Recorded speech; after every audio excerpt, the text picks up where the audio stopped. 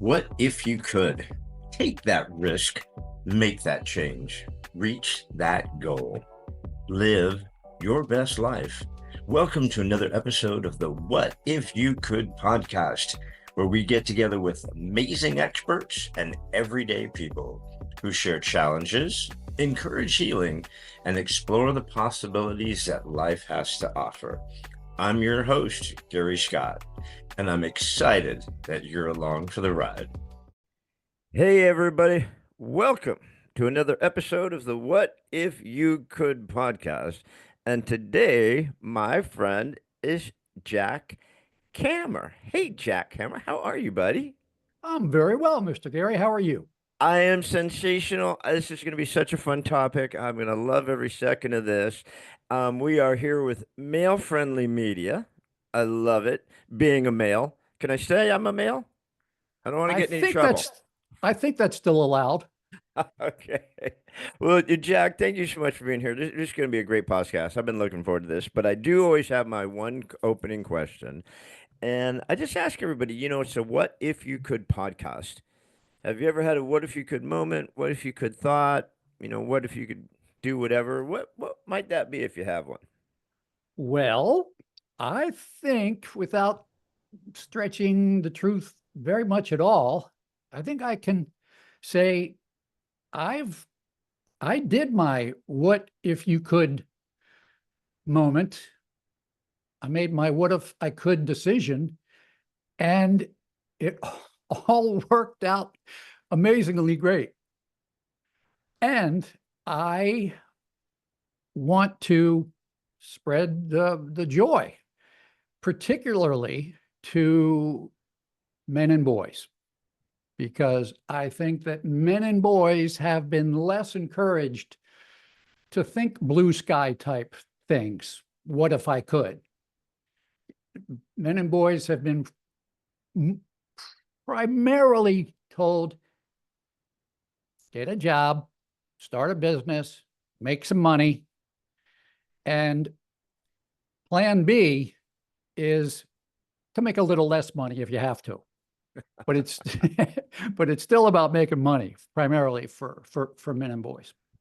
Yeah. And I think we see lots of problems crop up in our society, in our families, in our nation, because of that sort of exclusive pressure that men and boys feel. It is true that women these days are making their money, but the way I explain the difference between the need for men to make money and the need for women to make money, if they're in a relationship, is to ask women who are often skeptical of my whole point. I say sometimes, well, imagine you and your husband are home on a Saturday and you haven't quite gotten around, to tidying up the house. It's a little bit of a mess, a lot of dishes in the sink. You haven't done them, your husband hasn't done them. They're kind of a little disheveled. And your husband's parents, your in-laws hop in unannounced. And, as you open the door and they look in, you can sort of see they're like, wow, this place is a mess. Who's going to be more embarrassed by that? The woman. Exactly. Exactly. It's not fair, but that's the way it is. And the woman feels more responsibility, more pressure to keep the house nice. And, it reflects badly on your, on yourself if you're not doing what you're supposed to be doing.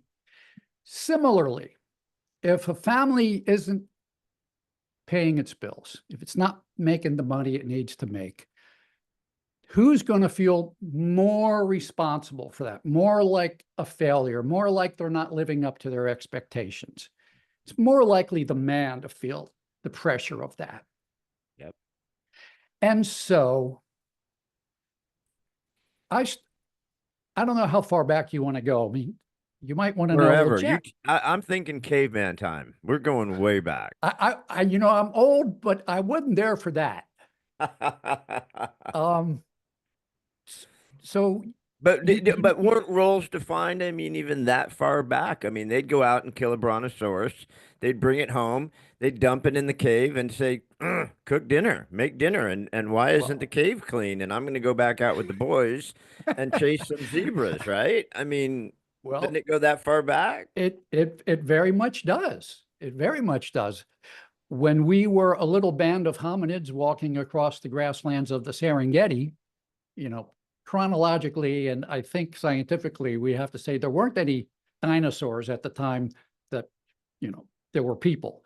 The dinosaurs were way before that. But there were certainly scary creatures. I typically refer to saber-toothed tigers. I think they were around when humans were around, and they I don't could think pose there a were any politicians though, so we were a little safer than we are now. Yes, that is true. That became sort of a dubious development brought about by civilization.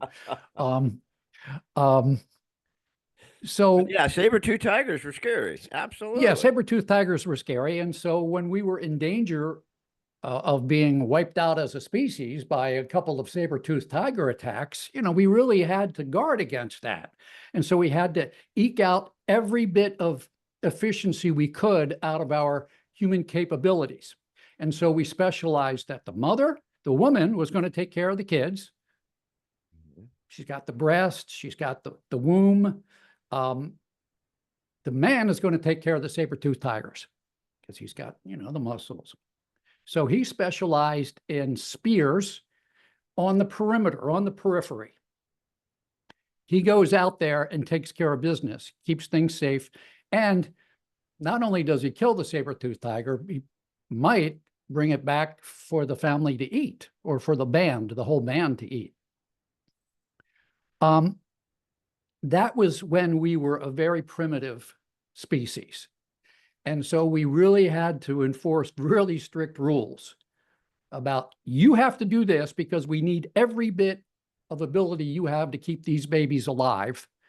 And you have to go out there with the spear because we need to tap every bit of ability you have to keep us safe. Well, that was very deeply ingrained in us, burned into our psyches and probably into our DNA, I think, very deeply. And it's still sort of kind of with us. And it doesn't have to be.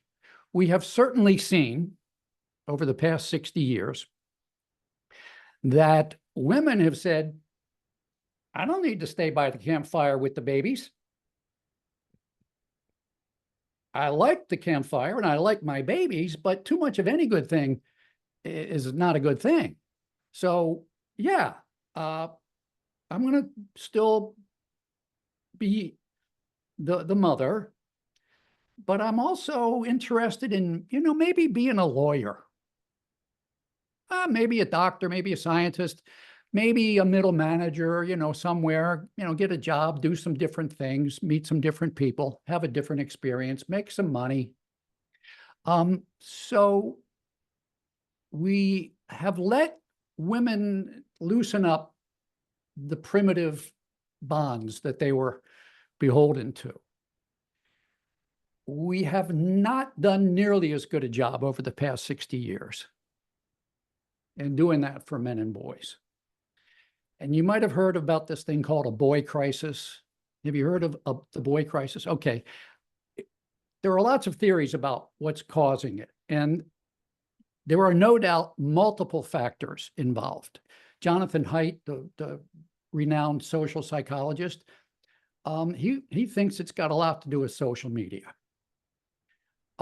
Some people think it's about toxins in the environment. I think it's about boys looking around ever since they were born, and they're wondering about this thing called male privilege, patriarchy. Men have all the power. It's it's a man's world. I don't really feel that. And so they look at their cohort of girls and see the girls can do anything, as even Barbie told them. Girls can do anything. You Barbie's go, got girl. all the cool shit. How come Barbie has way more cool stuff than Ken? I Always, agree. I right? agree. Yeah, I agree. So boys are looking at their counterparts, their female counterparts, and seeing, well, they're doing pretty well. They got a lot of enthusiasm. I think that's in large part because they've had a 60-year pep rally. And boys are not really hearing, you go, boy. They're sort of hearing, boy, don't go there. That's not good. That's not good. So on top of that, they also feel the apprehension that as they grow up, they're going to have to start making money. And they're wondering about why they don't have as many options as girls do for making money, being a lawyer if they want, being a scientist if they want. But why don't they have the same kind of at least possible options of, I really love kids. I might want to, stay home and be really close to my kids. You know how when you see a little girl who's really good at sports, it's not a good thing to say to her, gee, Susie, you're really good at sports, ... for a girl. Or you're really good at science, ... for a girl. Or you're good at math, ... for a girl. What's the message there? It's just sort of a subtle message that we don't even think about, that is connected to this idea that girls and women do the home thing and men and boys do the career thing. What I used to hear as a little boy was, gee, Jack, you're really good with babies, ... for a boy. What was the message there? The message there was, hey, boys don't do this. Girls do this. Women do this. You can't grow up with, wanting to do this. And, maybe even there's something wrong with you. It's pretty well documented that in the late 19th century, when women first started thinking about being doctors and lawyers, there was a lot of scrutiny of them, a lot of suspicion of them. Like, what's wrong with them? This woman wants to be a lawyer. She doesn't want to accept her God-given place as the center of a family where she nurtures children. Does she have a psychological problem? Well, that was the thought. We don't think that anymore. There's so much to that though, Jack. I mean, you think about it. Women initially were the healers, and then they became witches, and we burned them and drowned them because they had abilities to do the healing and to do the nurturing, and they were the doctors. They were the healings, and you look at when all of a sudden you come in, you go, all right, well, look, girls, we're going to free you from your bonds of being a housewife. How horrible is that? And we're going to free you from being a mother and housewife, even worse. And we're going to set you off into the workforce and have you work, right? And oh, by the way, your husband still has to do it too. We want you both out there working for us. The challenge with that is the woman gets up and still does the mom stuff. The husband gets up and takes a poop and has coffee, takes a poop, leaves for work. The woman comes home and does the mom stuff, and the husband sits on the couch and watches ESPN. In many cases, I'm generalizing. So, so when the boys are seeing this, I think more boys are like wanting to contribute, wanting to help, wanting to get more involved with the household stuff, or like you said, even stay home and be the house husband. Mom's a lawyer, dad's going to stay home and raise the kids, right? I mean, is that wrong? And has the last 70 years been completely screwed up? It seems like it's been what, the last 70 years that this has really been coming down the pipe? Yeah, I usually trace it back to Betty Friedan's book, The Feminine Mystique, published in 1963, but it was going on a bit before that with Rosie the Riveter, very much involved in women being out of the house to help with the war effort. But let's unpack some of the stuff you said. Yes, women were healers and women were witches. But when science came along and changed the whole art and science of healing, you had to have men do that, because now medicine and healing is very logical, very fact-based. It's not about incantations and saying magic words. And so, yeah, in earlier forms of healing, women were perfectly centered for that. But not so much in the late 19th century. We were beginning to learn about germs and infection and different ideas of medicines. So the other thing I want to unpack is that we didn't send women off. They said, we want to have the right to go off, which is, of course, very different. I think there might have been a seed planted there, though, to help them. You all go burn your bras and stop being disrespected by the man, and you go out there and show those men that you're just as good as they are and go work. I think Well, a that lot was of gals would have loved to have stayed home, maybe. I don't know. I'm well, not a chick. I don't know. there are plenty of women who still today want to stay home. There are plenty of women whose only job is to be a mother. Yeah. And if you think about it, there's a lot to be said for being the mother. You're sort of the CEO of your own little company. Yeah. Yeah. So, So, dude, it's, so when you it's, look at the boys, though, because I definitely 100%, I have two sons, right? And one's 30, going to be 32. The other one just turned 30. And I'll tell you what, man, boys, it's been rough on the dudes, right? And I think our diets are so poor. Now there's so much of the social media, like you said. There's so much, that boys are bad. Not only should we not let them be boys, but maybe we should change them to girls. I mean, there's a lot of weird stuff going on for boys right now. yes, exactly. Yes, exactly. Because girls can do what boys previously did. Girls can do what girls previously did. They can mix and match in a whole lot of different ways. Boys are still feeling that their mission in life is to make the money.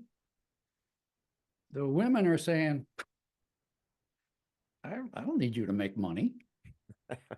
I mean, a little extra would be fine, but you're going to have to bring home a considerable chunk of change before you're going to be worthwhile having around my apartment. Right. And so the problem there is, I think, that just as we wasted a lot of female talent back before Betty Friedan and Rosie the Riveter helped open things up for women, just as it was bad that we wasted a lot of female talent as scientists, as doctors, as managers, as business people, as entrepreneurs, in addition to their abilities as parents, we are now wasting a lot of male talent in traditionally female domains. You referred to the father coming home and sitting on the sofa. You acknowledge that that's probably not universal. I would agree. I would say that's a hoary stereotype, very much like the idea that women just want to file their nails and eat bonbons and go shopping. And watch Oprah. Don't forget Oprah. And watch Oprah. So I would like to point out that there are women who will acknowledge And even if they won't acknowledge their scientific, research, field studies on this fact, and polls from researchers who have discovered this phenomenon called maternal gatekeeping. I mean, it happens in a lot of ways. The man pitches in, takes on a task, doesn't do it exactly the way the mother would do it. She gets impatient, thinks her way is the only way because, after all, I'm the mother. I'm the mother. So, yeah, I want you to be more involved, but not, you really just work for me. You're my assistant. And maybe if you stay home with the kids when I go out, you're the babysitter. You're not the father. You're not the parent. You're the babysitter. I'm the mother. So men get a lot of subtle messages about what their proper role in the woman's corporate hierarchy is, the organizational chart. Right. And I think a lot of men feel themselves in that organizational chart as being sort of on a dotted line to the mother. Mhm. He's just a vendor. He's a supplier. And he provides and supplies money. That's what we really need him for. Don't, stay in your lane. You do that. And I think that boys see this happening. Whether they see it happening in their own families or not, maybe not, but they certainly see it in movies. They certainly see it when they talk to their buddies. They certainly see it in what they think girls are looking for in boyfriends. A fellow with a little bit of money and a cool car. But movies and television have been wicked brutal on dudes. I mean, the dad is always the dumb guy. Dad is always the dumb foil, right? He's Yes, comedy relief. Mom's always yes, got her shit together. Mom's yes, always the smart one. And yep, dad is the knucklehead. I mean, yes. how often have we seen that A recently, bazillion right? times, a Yeah, bazillion times, a bazillion yeah. times. So this also contributes to the low morale of boys. I'm going to grow up to be a knucklehead like Homer Simpson? Is that what I'm going to be considered, thought of as? Um, Boys also um, have the whole experience of hearing and reading about books called The End of Men. And are men even necessary? I mean, no, these are real books. I, Gary, these are real books. The End of Men, are men even necessary? And then a few months after Hillary Clinton ran an unsuccessful presidential campaign in which her slogan was better together, or maybe it was stronger together. was it What or did was it she I'm say? with her? Is it I'm with her or is it That wasn't strong? her slogan. That wasn't her slogan. I think Okay, some is it people stronger may, together? All right, yeah, yeah, I think it was stronger together or yeah, better yeah. together. Yeah. So a few months after she promised us that she was going to be the president where we were all better together, she sits in front of a video camera and says, yes, the future is female. She said that, right? Yeah, Okay. yeah, yeah. So, and boys hear this stuff too.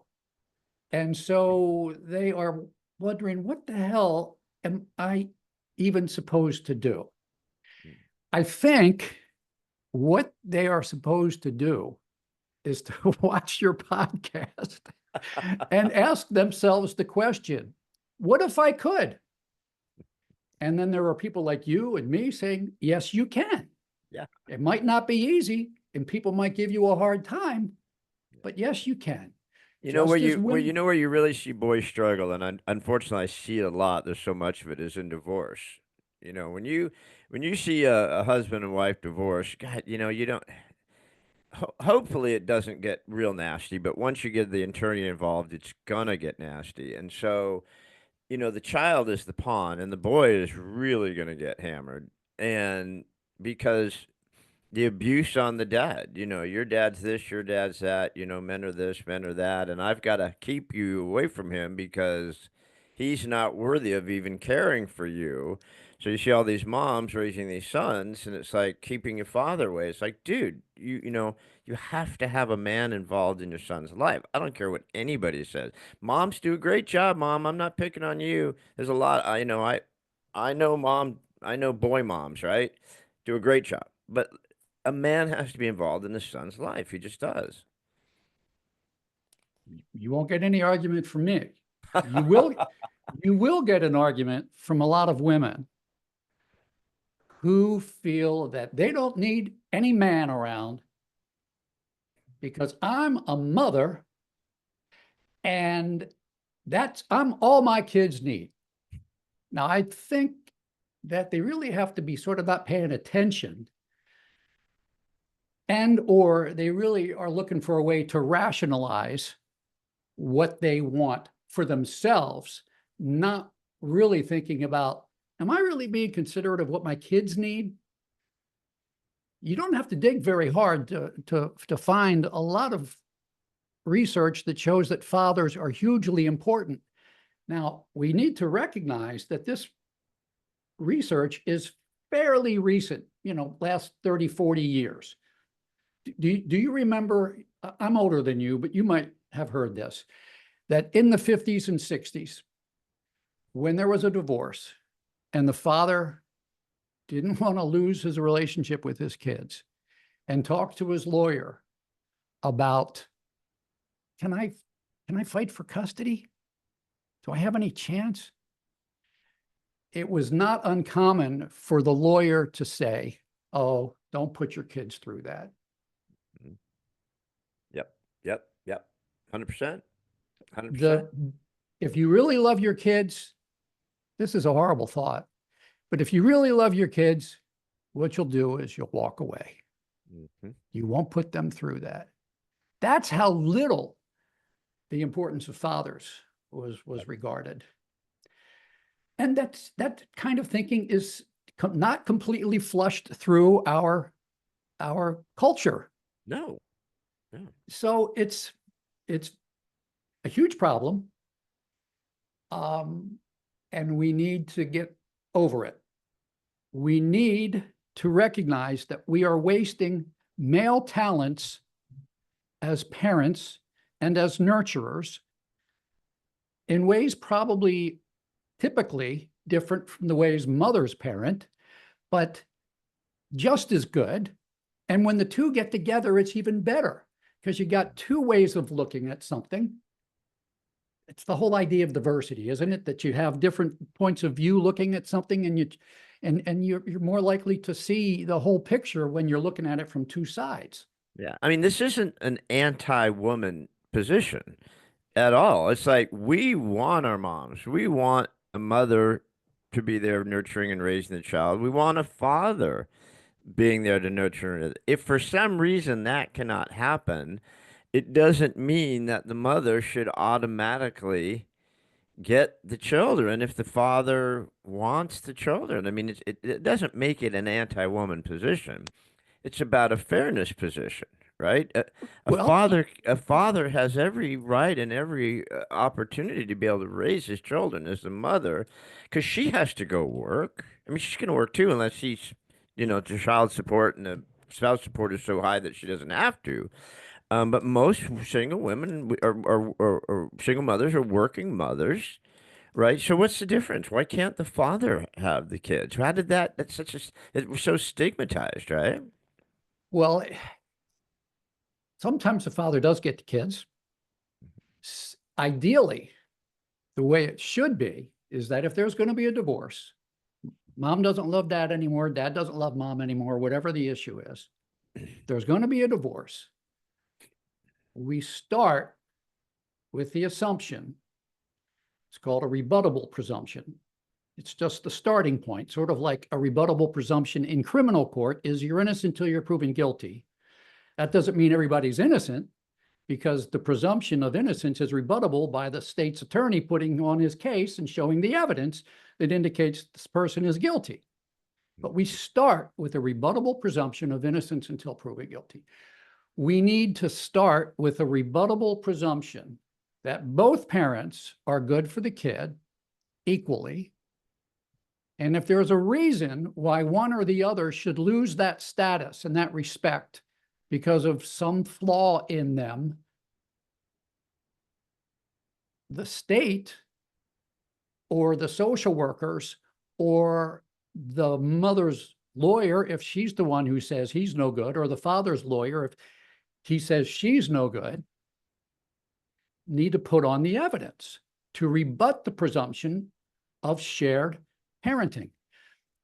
Shared parenting is pretty conclusively demonstrated by the recent social science to be the best starting point for working out these problems. Yet, only 3 states have good, rated A, laws about establishing a rebuttable presumption for joint custody. And this is according to the National Parents Organization, and I'll put in a plug for them. Their website is sharedparenting.org. Only 3 states have rated A shared parenting laws. In the other states, there's lots of loopholes.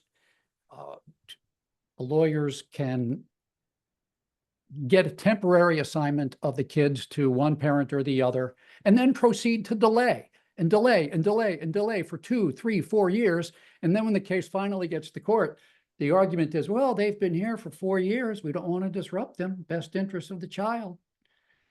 Not good. Not good. All right. But I'm very concerned about what's going on with young boys in all of this mess. And we need, I think, to help boys embrace a whole new menu, a whole new category, a whole new entourage of skills and abilities. Just like girls, math, science, being a lawyer, being good in sports, all of that good stuff, which has been beneficial to our society. We have to get over our stereotypes of boys and stop thinking that boys don't have any feelings, any emotions, any caring, any love to give. And as they grow up, they don't want to just sit on the sofa and watch football and drink beer with their buddies. They're human beings. And yeah, if you throw away those desires and abilities, they're probably not going to develop them too much. And they're certainly not going to parade them to you if you don't value them. But if we recognize the truth of the matter, which is that boys are human beings, and if we want them to go to school, study hard so that they can make some money, because money's a good thing and families need money. We want you to be prepared to make some money. We're going to make sure that you don't feel a crushing burden to make money. However, the payoff here, and to go back to your perfectly valid point that this is not an anti-woman thing, the beauty of this is that it is good for women who are feeling stressed out, trying to do both. Yep. The work and the family. You know, before women got into careers in a big way, there was no term work-life balance. Right. Right? Did you ever hear the term work-life balance in the 60s or the 70s? No. But when women got there, they were like, hey, I'm not doing the Mad Men thing. I'm not going to be a crazed 80-hour-a-week guy. I want some work-life balance. Men never thought of that. Even the idea of a hostile work environment never existed. When in the 50s and 60s and 70s, when men got their ass chewed out by their boss, that was just called, I got my ass chewed out by my boss. Yeah. That was not a hostile work environment. So it's kind of good, actually, that women said, hey, I'm not putting up with this. This is wrong. Unfortunately, however, work-life balance is still considered primarily a women's issue. House to work environments are still primarily considered a women's issue because, men aren't going to complain, my boss chewed out my ass, right? But a woman could say, he was disrespectful, he was inappropriate, he was sexist, all that stuff. So the playing field is not exactly balanced. We need to balance it. We need to encourage boys to look forward to the joys as well as the responsibilities of being fathers. When I was growing up, the responsibility of the father was to go make the money, come home grumpy, and get up and do it again tomorrow. Mm-hmm. Boys want more than that these days. Do you think this is an American thing? I mean, I've been lucky enough to go to Europe quite a bit. I think the men and the family structure in Europe is still quite a bit different than it is with the American family structure. I think you see a lot more of what you're talking about happening in Europe Europe is pretty much getting screwed completely right now. But just not that many years back, the European family was a lot different than the American family, and I think the European men and the European boys were a lot different than American men. Well, the policies in the Scandinavian countries, for instance, are pretty progressive toward fathers. Mm-hmm. They implemented some pretty significant parental leave regulations that specifically included fathers. However, they found that the fathers weren't taking it. Why? Because that would be leaving money on the table. Because even in Scandinavia, where the women are all free and empowered, the men are still thinking, I think it's time to make the money. So the Scandinavian governments have come up with various schemes that give a strong incentive to the father to take it, because if he doesn't take it, it just gets lost. Either you use it or you lose it. And there's really no great advantage the way they've configured the regulations for the man to stay at work. I don't know exactly how they do it, and that's even in the progressive Scandinavian countries. I do think that the American brand of feminism, and when I say the word feminism at this point in the discussion, I don't mean what Betty Friedan wrote about in 1963. I'm talking about what's going on now, which is very distinct from what Betty Friedan wrote about in 1963, where she really was concerned about equality between the sexes. When I read her book about 10 years ago, I expected it, since it was about feminism, it was the starting point of feminism, I expected it to be sort of a really nasty, mean, ugly book towards men. It was not at all that way. As a matter of fact, Betty Friedan cited in her book a Red Book magazine article from April of '62, while she was writing the book, that was titled, "Why Young Husbands Feel Trapped."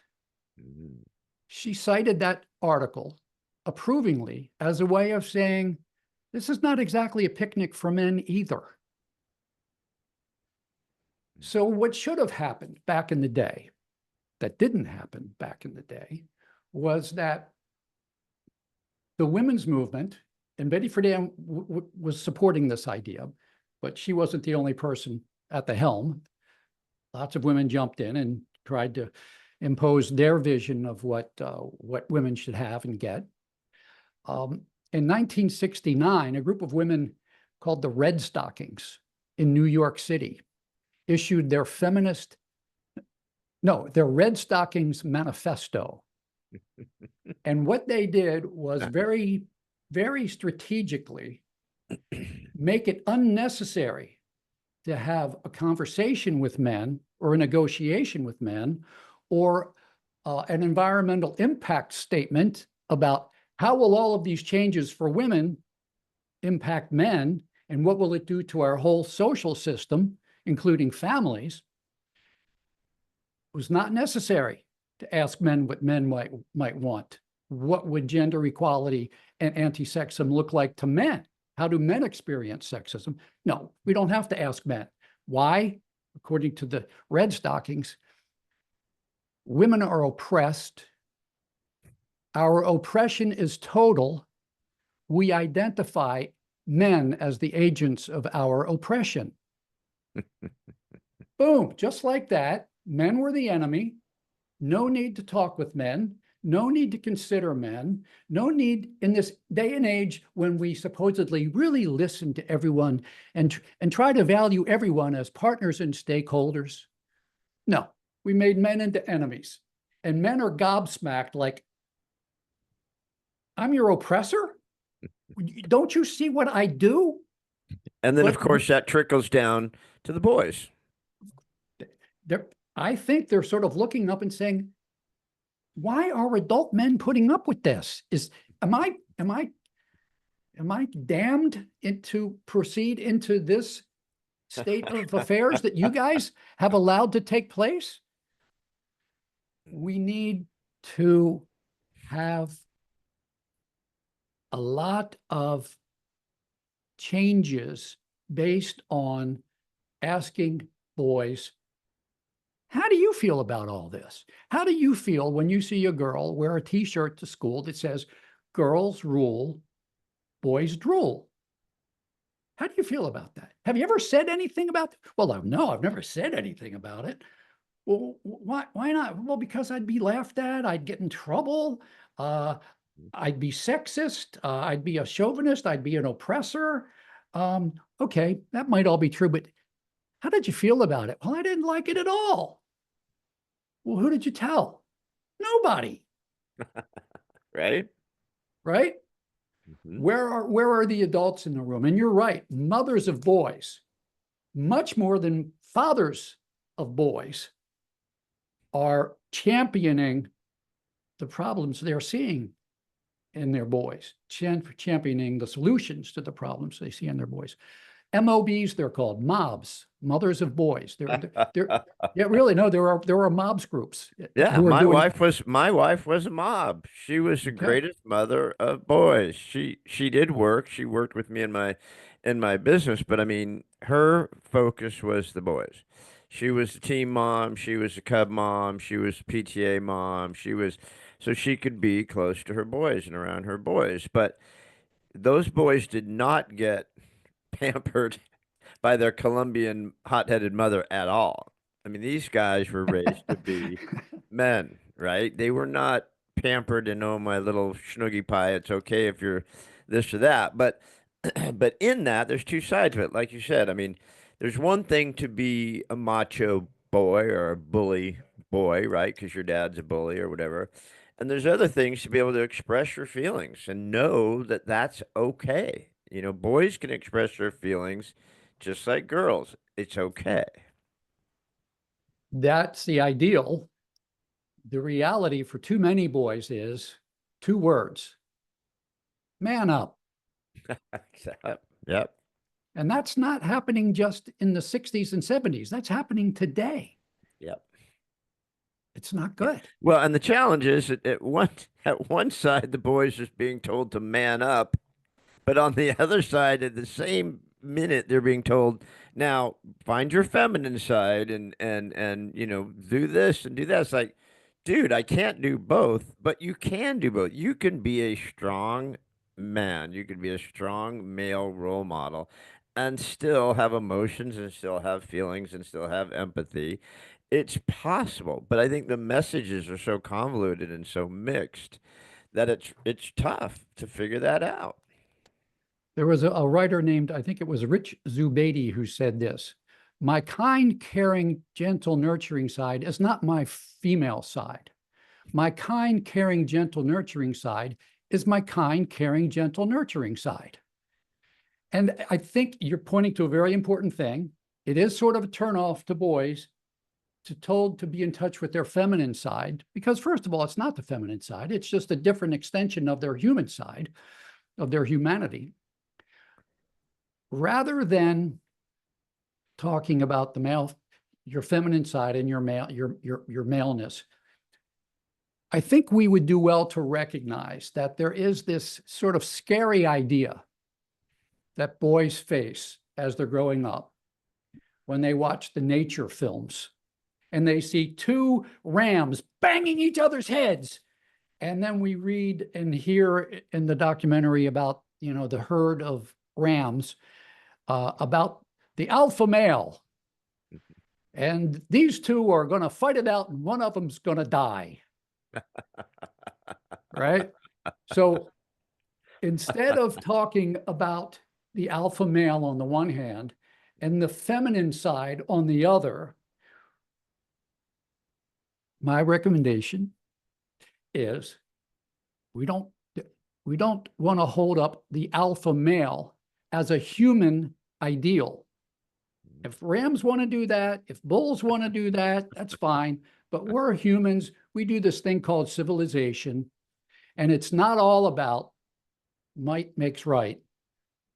So instead of talking about the alpha male as our ideal, let's talk about the alphabet male. The alphabet male, not just a person who can say a, and but a person who can say everything that might possibly need to be said with all 26 letters. The whole range of human emotions, of human thoughts, of human imagination, of human feelings can all be expressed by an alphabet male. And an alphabet male could also have some alpha characteristics too, because sometimes that's good. When you need a convincing leader to organize everybody quickly, we got to get out of this mess. Somebody to take charge. That's a good thing sometimes. So there's a lot to do here on behalf of boys. And so boys need to be asked, what if you could? What if you could? What if you could study literature in college and give it a go to try to be a poet or an author, a freelancer? It's a tough gig. It's hard to do. But what if you'd like to give that a shot? Wouldn't it be great if society said, well, that might work. You might want to find a woman who wants to be a CEO because, you might not make any money at all. You might need a woman who can make her own money, but would really like to come home to a man who knows the whole freaking alphabet. Right? That's the good news here. That's the good news here. Like you said, it's not an anti-woman thing. It is true, as feminism taught us, that nobody gives up power willingly, but smart people will share it. Because if they share it and everybody is feeling balanced and healthy and happy, you can create more power. Instead of arguing about who gets what slice of this fixed pie, we have synergy and we create a whole bakery. So how do we make all the get there? pies we want? So how do we get there, Jack? How do we get there? Well, we do it. How do we fix this thing? First of all, we don't expect it to be fixed today. Mm-hmm. The women's movement was not a rousing success overnight. I mean, the women's suffrage movement took a long time. Mm-hmm. Women went to jail. They got beaten sometimes. Some of them got force-fed in jail. So it certainly wasn't easy. It's not going to be easy for boys to step forward and say, I know there are going to be a lot of people who are going to give me a hard time for this, but I really don't buy this idea that it's a man's world and we really only need to attend to the problems of sexism against girls. Because if you'll listen to me for a little while, I could tell you several sexist things that have happened to me. And I could, if you want to listen to me a little bit longer, I could probably talk with you a little bit about how those problems that have happened to me have happened to other boys, and how these problems happening to lots of boys create these problems for our families, our communities, our schools, our neighborhoods, our cities, our states, our country, and the world. It's happening around the world. The boy crisis is happening around the world, at least in the so-called advanced industrial nations. So, what if you could? Well, we need to say to boys, you can. Yes, you can. And that was the caption over the Rosie the Riveter poster. You know, she was doing this, showing her muscles over over top. It said, I think it said, yes, I can. Yes, I can. Something like that. Yeah. Okay. Yeah. And we need to deliver that message to boys. And we need to prepare them for the fact that they're going to get some pushback. You know, they're going to hear from women, even from some of their cohort girls who are often, not all, deeply invested in the whole idea of feminism.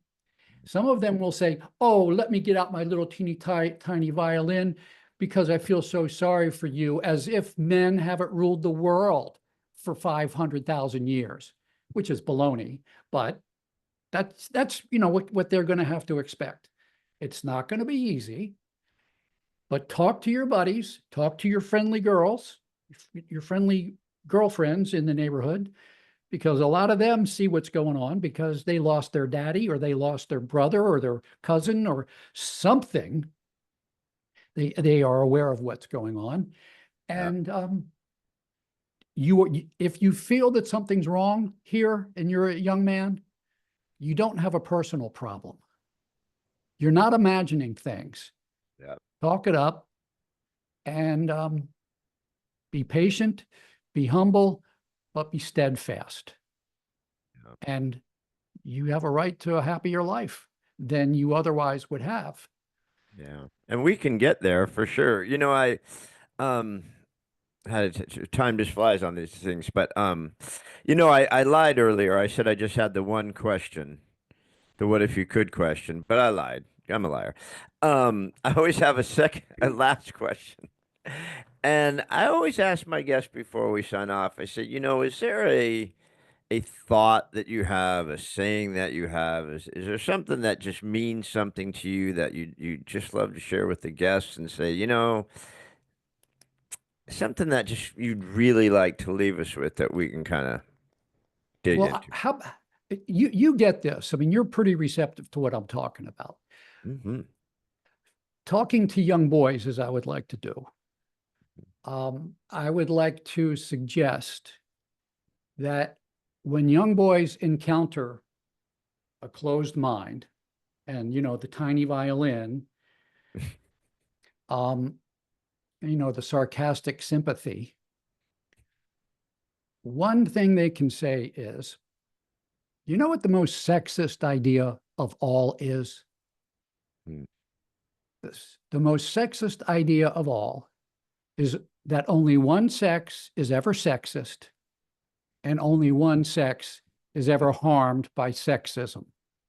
If that's what you think, young lady, check out your sexism. Yeah. Yeah, you kind of nailed that. I mean, it's, I remember a while back, it might have been the 80s, 90s, just a long time ago. Demi Moore was in a movie. I don't remember the name of the movie, but she was the boss. Yes. And she was sexually harassing. Was it called Disclosure? Michael Douglas. Was it called was it Disclosure? I can't remember. Yeah. But it was Michael Douglas, though. Now that you say that, it was Michael Douglas.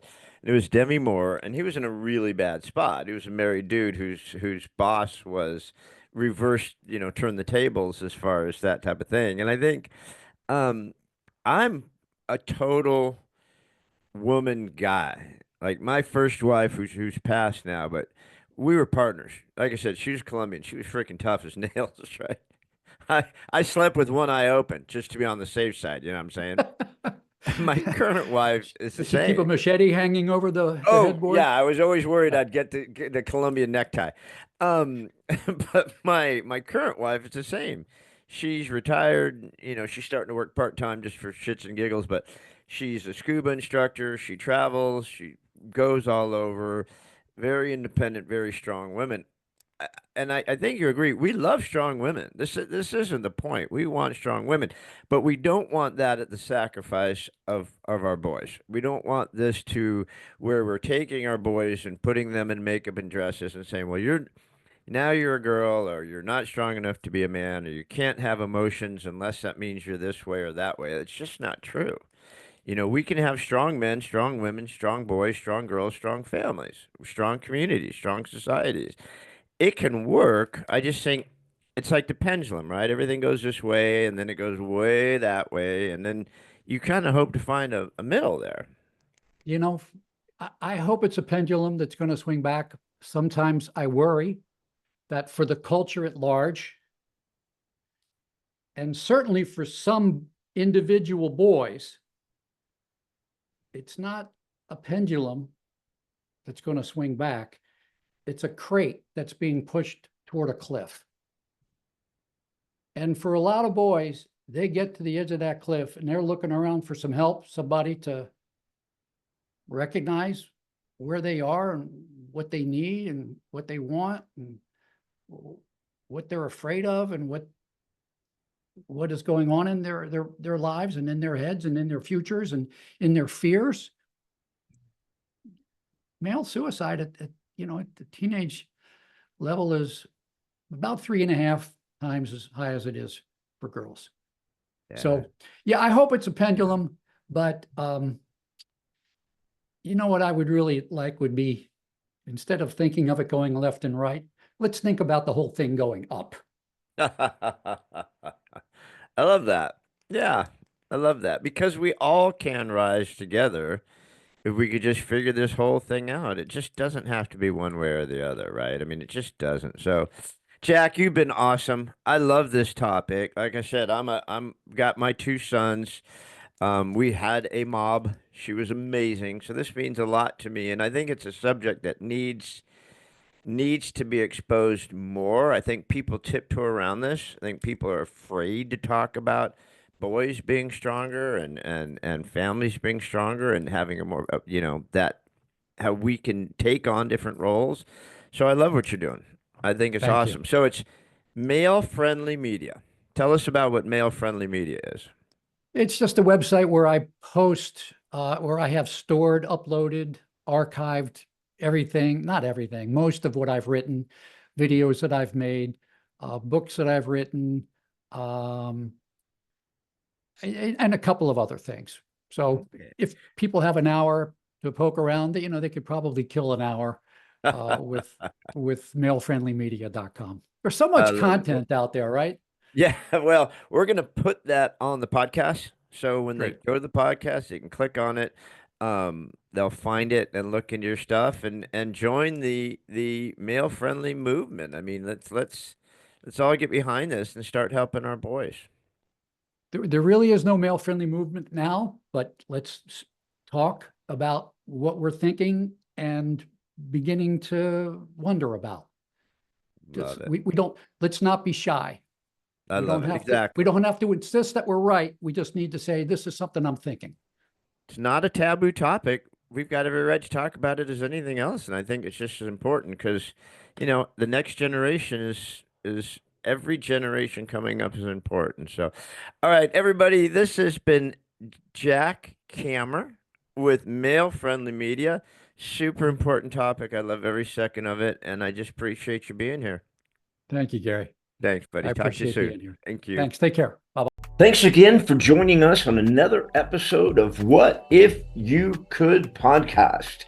Please subscribe, like, share, and give us any feedback. We'd love to hear it.